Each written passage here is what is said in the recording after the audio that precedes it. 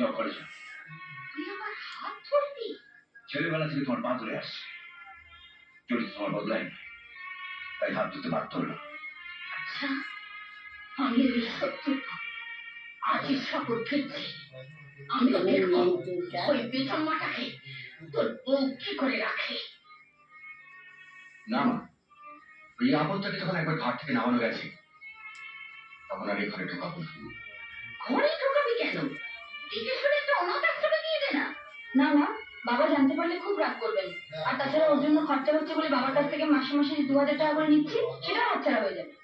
এদিকে ওকে মেয়ে তো বড় বৌমা রান্নাঘরের দিকে পাই বাড়াচ্ছে না।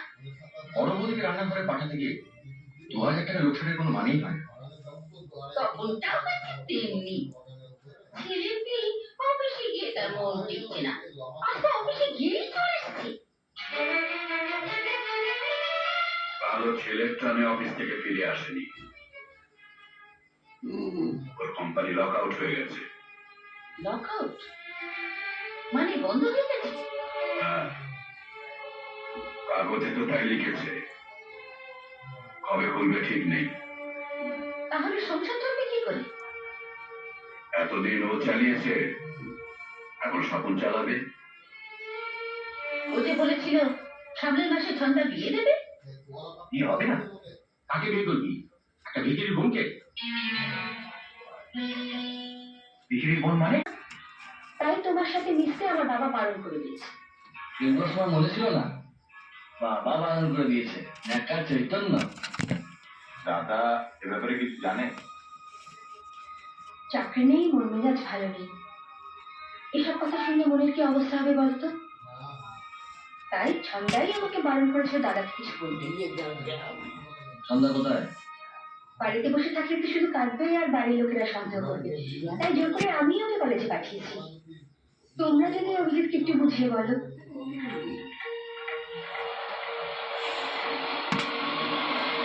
এখানে বিয়ের ব্যবস্থা করে রাখতে আমি আর রতন মিলে সব ব্যবস্থা করে রেখেছি।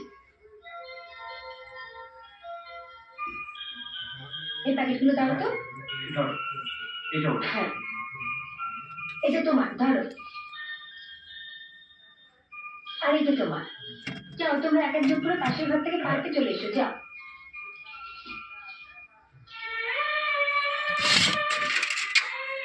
বড় বৌদি, এটা তোমার বিয়ের বেনারসি না? উচিত ছিল নতুন বেনারসি কিনে দেওয়া, কিন্তু তোমার দাদার চাকরিটা। বড় বৌদি, এই বেনারসিটা পরে তোমাদের বাড়ির বড় বউ হয়ে এসেছিলাম।